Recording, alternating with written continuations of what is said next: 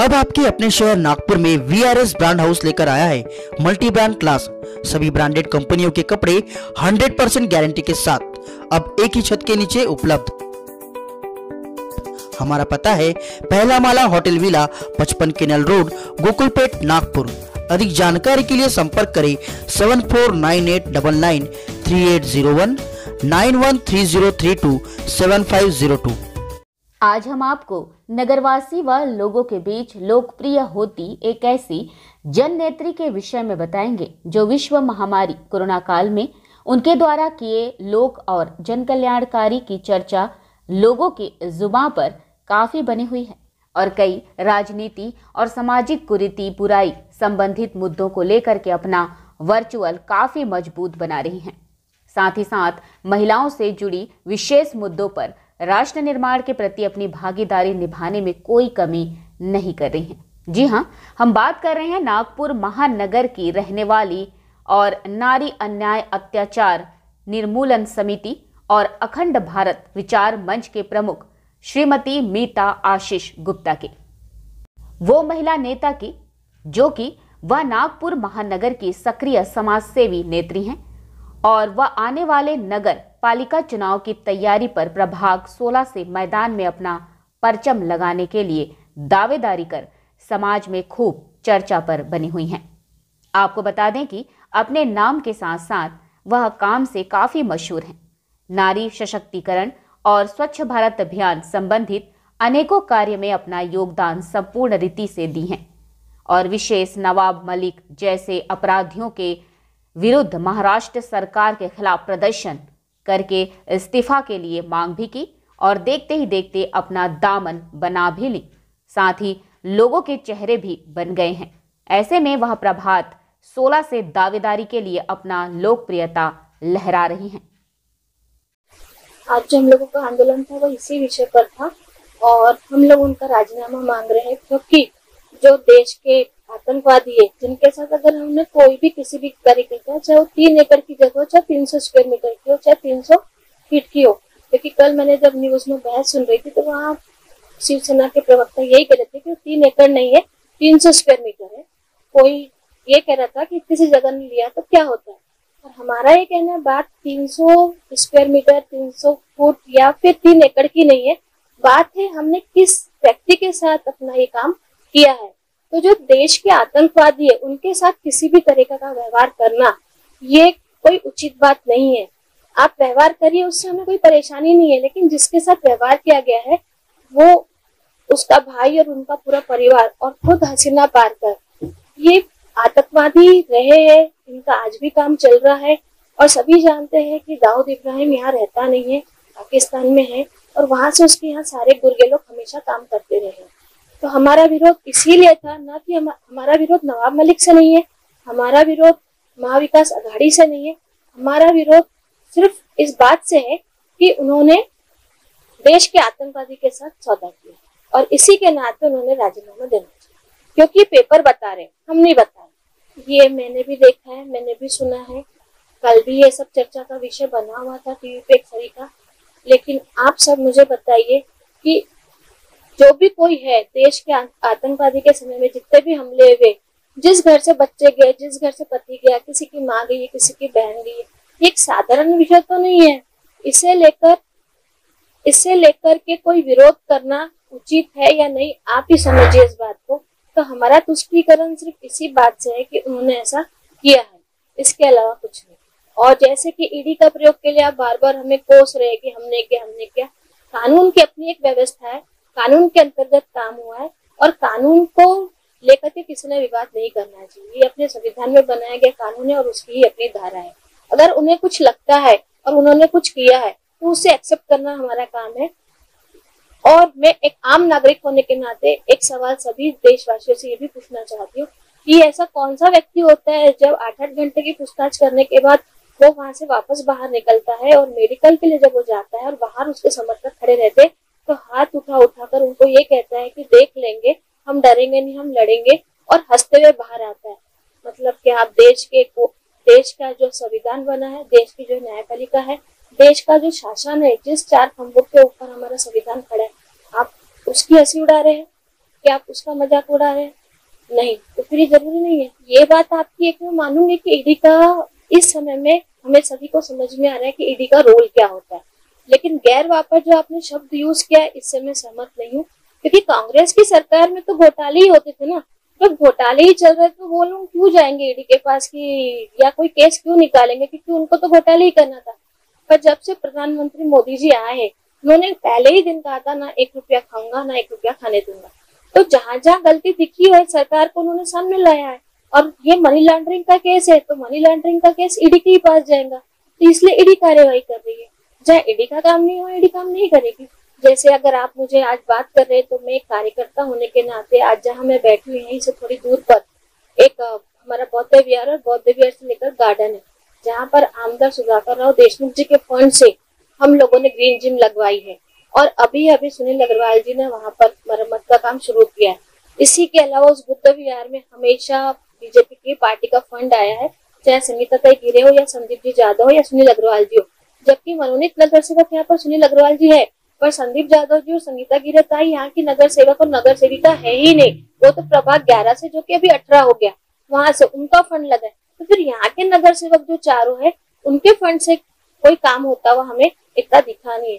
हाल फिलहाल में I block लगना अभी शुरू हुए तब जब लोगों ने काफी डिमांड की।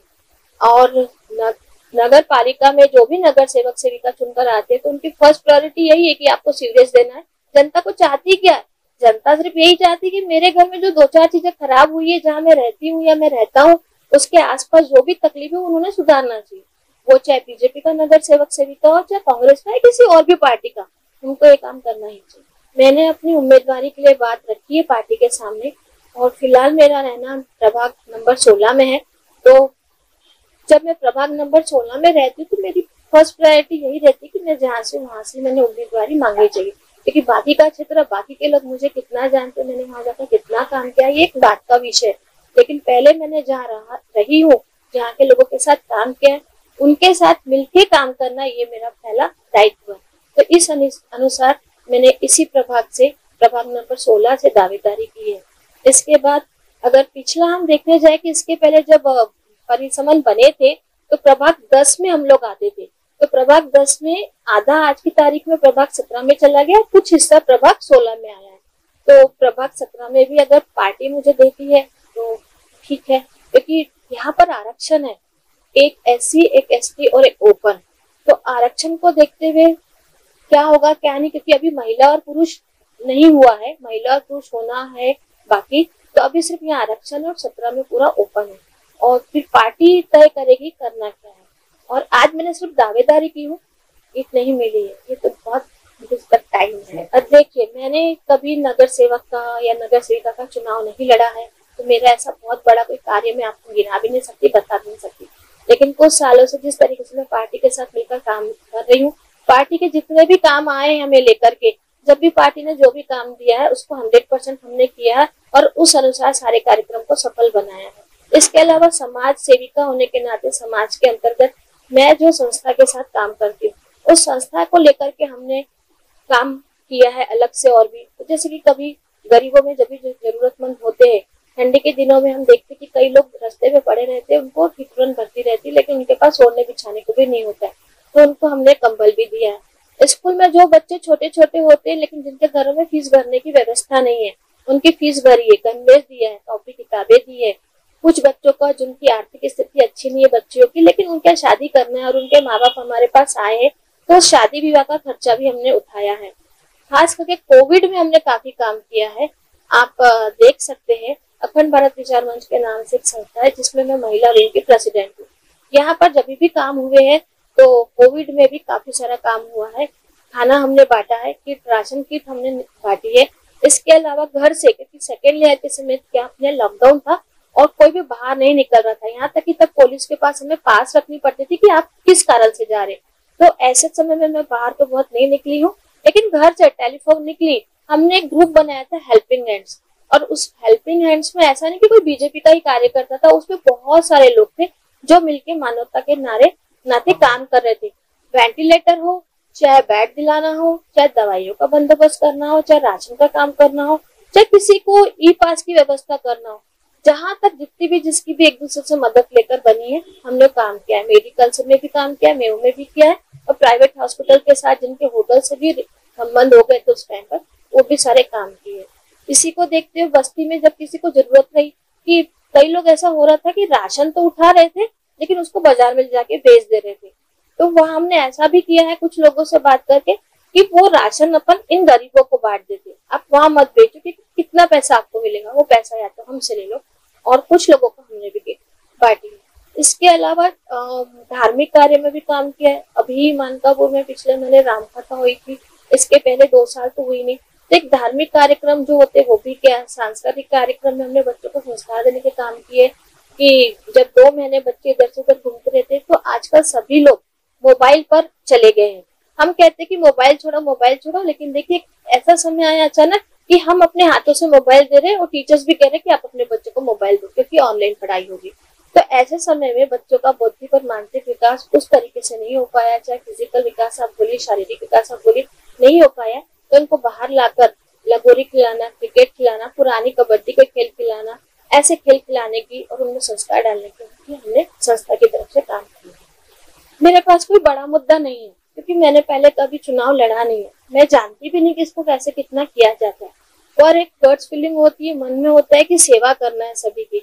और जो सवाल आपने सबसे पहले मुझसे पूछा था कि यहाँ पर अभी तक किसी ने काम नहीं किया, सबसे ज्यादा जनता को क्या लगता है, सीवरेज लाइन लगती है, रोड लगता है, घर के आसपास का माहौल लगता है, तो मेरी शुरुआत मेरे जो दिमाग में फिलहाल है वो यही है कि सबसे पहले सीवरेज लाइन अच्छी हो, रोड अच्छी हो।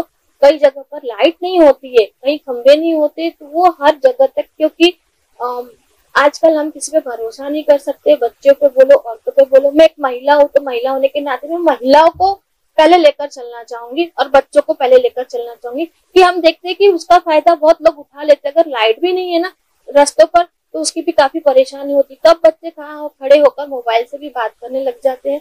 जैसे मैं छोटे छोटे मुद्दों से ही काम करना पसंद करूंगी, और गार्डन हो खेलने के लिए आसपास, और जो गार्डन है वो व्यवस्थित होना चाहिए, क्योंकि गार्डन अगर है लेकिन वहाँ पर झूले नहीं है खेलने के लिए, वहाँ पर इनको सामान नहीं है बैठने के लिए, अगर बेंच नहीं है, और कुछ अपराधी तत्व भी कभी कभी ऐसी जगह पर आकर बैठ जाते, तो अगर उनको हटाकर बस्ती का भला करना है तो ये सारे काम को प्रदान कर। मतदारों के लिए मेरा एक ही संदेश रहेगा कि मैंने आपके पास आके कभी चुनाव के लिए नहीं बोला है, तो मैं नहीं जानती कि कैसे बोलना है, मैं ये भी नहीं जानती कि आप मेरे पर कैसे भरोसा करेंगे, मुझे ये भी नहीं पता कि मैंने आपके लिए कोई काम नहीं किया है, तो आप मुझे बोल सकते हो कि जब आपने काम ही नहीं किया तो आप हमसे वोट कैसे मांगने हैं। आप ये भी मुझे कह सकते हो कि आपके पहले जो भी आप पार्टी से है, ठीक है, इस एरिया में एक भी बीजेपी का वो नहीं है नगर सेवक, लेकिन कहने के लिए कह सकते हैं कि आपने फिर हमारे लिए क्या किया। ये सब मुझे सुनना है और सबकी समस्याओं को ध्यान में रखना है, और मैं मौका तो चाहूंगी, और जितने भी लोगों का भले ही मैंने संस्था के द्वारा या अपने द्वारा काम किया, उसके मत पर मुझे मतदार नहीं मिलेगा, लेकिन वो मुझे जानते हैं तो वो सोचेंगे कि मैं जो बोल रही हूँ वो सच बोल रही हूँ, तो मेरे सच पर वो भरोसा तो करेंगे, तो इस पर ही मैं उनसे वोट मांगू।